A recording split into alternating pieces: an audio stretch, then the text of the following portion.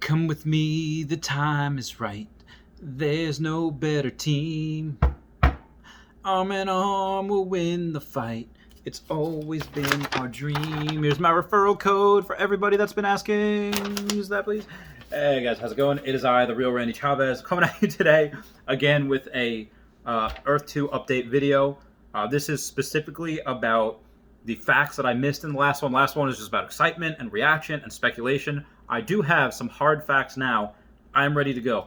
I'm going to read what was in the description of the last one and a couple of the things on why you're not going to need a crazy computer to be able to run this game.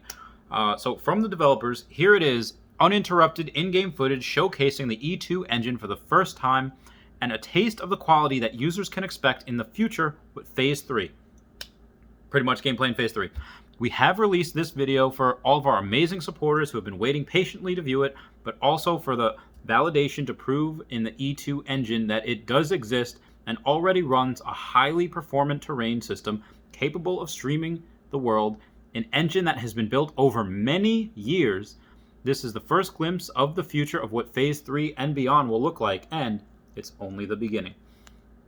Let us explain what can be seen on it and why it makes it so special. Commencement of Phase 2 is almost upon us, but during Phase 2, a dedicated team will continue working on Phase 3. Our goal for Phase 3 is to render Earth-sized planet terrains with extreme vegetation and details reaching maximum performance, where movement can be very fast without loading and any popping artifacts. While the terrain needs to look great from any camera angle and the altitude without texture, tiling artifacts, the terrain system is part of the E2 engine, which is built on top of the Unity game engine, which is fantastic. U for Unity, they have their hand in like 90% of video games. They're just fantastic. Their stock is... actually, they didn't do so well in Q4 for last year, but for the most part, they have a hand in about 90% of video games, which is great. We chose Unity because it's known for being very versatile, easily expandable, the king of iteration, and being suitable for big teams. Fast iteration helps a lot in reducing the development time, as we need to do a lot of technical research, implementations, work on many systems parallel for our ambitious project. Okay, moving on. What we show in the video is only the beginning, but it clearly demonstrates just how advanced the Earth 2 Phase 3 development is at. Nathaniel, the Earth 2 lead game developer who lives in the location shown, has been responsible for its development and has done an outstanding job. The in-game footage has also been recorded by Farhan, the Earth 2 lead technical artist. Fantastic. This video displays an example of what one biome, one of many, in Earth 2 will look like, and is the same build that Shane, the Earth 2 CEO, uses to find peace escaping Earth 1. So that's another big thing that we have here. It's just the developers have been, especially Shane, worked so hard. Shane was literally working. So he just got done with like a 30-hour shift the other day. You know, I mentioned that in the chat in Discord. Is just when I look at companies, again, when I throw my money behind investing, what I do is, yes, do I make sure the fundamentals and the analytics are there and there's demand, profit market? Yes, I make sure of all of that. But that all could be good. And if I don't like the CEO, if I don't like the team, I won't invest. And on the opposite end of that, if I have a good idea and it's kind of questionable if it can work, like an electric car company, but the CEO is a beast, all in. I did that with Tesla. I did that with Square. Made a lot of money on both companies. And speaking of Square, Square is not in this game, but they do have a new payment option. It is Stripe. Stripe is something that is kind of similar to Square, where you don't need exactly a bank account for it, just a credit card. They're based dual locations in San Francisco, and they also have headquarters in Dublin, Ireland. Why I love this company is because I actually got out of Square. Like, I sold all my Square, and partly because I needed to put that money elsewhere, but also partly because the company Stripe, the Stripe that we have the option in this game, is going to go public at some point in the near future, and Peter Thiel is behind them.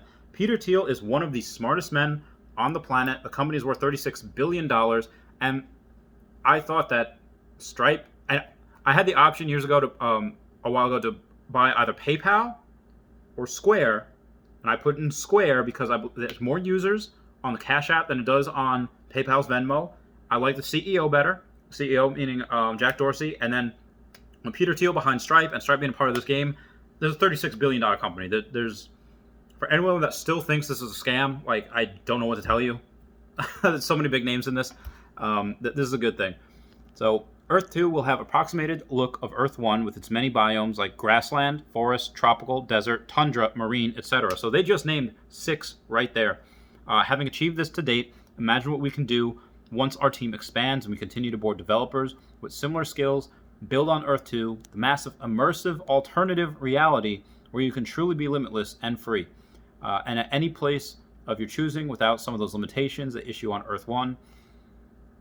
So I'm going to go really quickly and say that they say that we can do anything. Limitless, we're probably going to be able to fly. Like, if you look at that, now, they've shown in the original trailer actual aircraft. Cool. Jetpack, whatever we have, I think a jetpack might be possible because look at what they did going here, going to space and then coming back. Absolutely redonkulous. So, for the hardware, again, you're not going to need a supercomputer for this. You might think E2 engine will fry your GPU, but that's not the case as it's extremely optimized.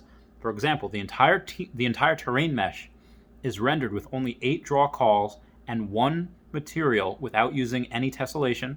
The terrain system is very downscalable for lower hardware and lower settings. Gives you a great look where it shows you one, and again, this is in the description of the video on the actual trailer, where it looks really sharp. And then you say, like, okay, you know what? You're going to have to scale everything back by half, by 50%. You can tell, like, okay, side by side, yeah, the one on top looks a little bit sharper. But you just draw everything by half, and it looks pretty much the same. You can't even tell the difference. I mean, you can if you look really closely. But I just thought that was absolutely bananas, what they did with that. Something that I messed up on, was saying, like, oh, this could be Pangea. I don't know where it is. Part of why I didn't recognize this, and it was really stupid of me, because I've actually been here before, where it says in the area where the Alps start near Salzburg, around Grogsman in Austria, which been there as well as the Bad Reichenhall in Germany. This is where I was sprinting one day, and I was with a couple friends, and I thought I was dying. I did not recognize that, oh, the altitude is a little bit higher up here, and I just thought I was out of shape, which I was. But yeah, just the air was getting thinner, and I was like, "Oh man, I'm in Sokovia," and the Avengers. Yeah, it was just, bad times. I think that's actually also where the Heidi, or the Sound of Music was filmed. Anyway, moving on. Outside of that, they do go on to say that it's a detailed example, yada yada yada yada yada yada. Over the best part, but they said this is a testament to show that it is not a flat Earth; it is a round Earth. For all the flat earthers out there. So more updates. Wolfgang says that there will be an economist on staff to manage inflation transactions. Now, I don't think you even need one. I think what he might have meant in that is that he's like, hey, similar to where, like, Pokemon right now. Pokemon, they have a certain amount of printers, for the US, for like, okay, for sports and whatever. And they need more printers because Pokemon is so in demand right now. They can't keep up in demand with the amount of printers they have. So they can bring on more printers. Now, why am I bringing that up? Okay, you need somebody in this game. Not even in this game, in Pokemon, in sports, every single place that's collectibles or where you're printing an amount of something. You're making something out of thin air. Why you need to have somebody there for that is because if you print too much, like, oh yeah, let's go balls to the wall, this one, let's, go like a Lil Wayne song, it's not healthy for the game. It is not healthy, and it could actually kill industries very early. Like in the 1990s, if they decided, like, oh, hey, Pokemon, yeah, we're going to just absolutely print the shiz out of these, which they did for Unlimited, but yeah, that could have killed the game. If you have so much product out there, that just oversupply. Same thing in the game, where they say, okay, there's a lot of demand for these things. Let's just print it. Let's just print all of it so people are just have it. No, that is the wrong thing. It is good to have I don't want to say not enough available, but it is good for some things to be like, oh, I'm gonna have to wait to get that. I'm gonna have to, God forbid, you say like, oh, you exercise the delayed gratification of not getting something right away a lot. And again, I've seen the youth in this game so far just absolutely not understanding what delayed gratification is. They want something now.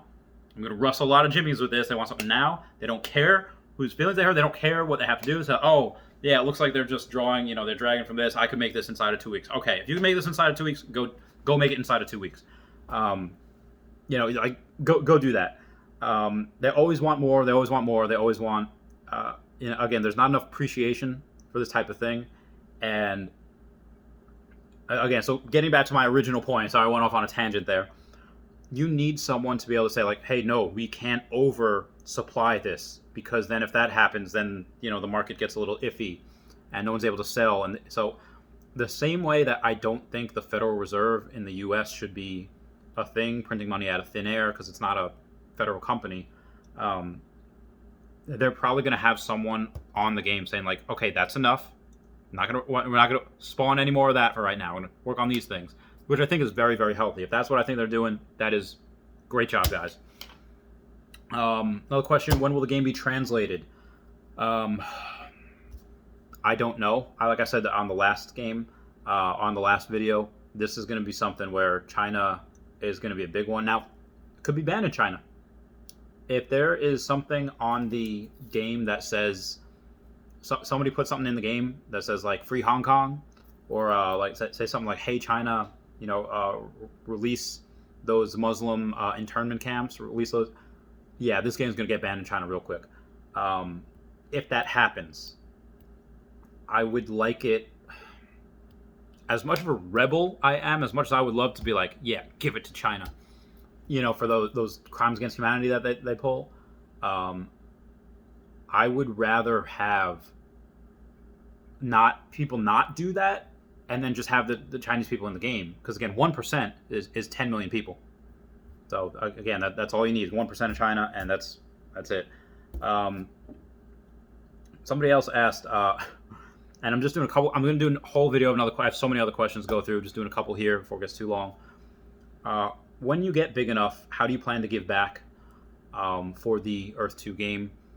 Which is, I think I'm already doing that by giving away tiles, by giving away, all of this content, all of this stuff. A lot of times, a lot of what people do is they say like, hey, I'm going to give out some general information here, but if you want some deeper information that's worth a lot more money, sign up to my Patreon, and that's where you get that exclusive content. I do not do that. I put everything out here for free. Patreon is something where if you just want to support the channel, say like, hey, you're doing a good job, do that. I've had people send me money via PayPal, had people send me money via the game.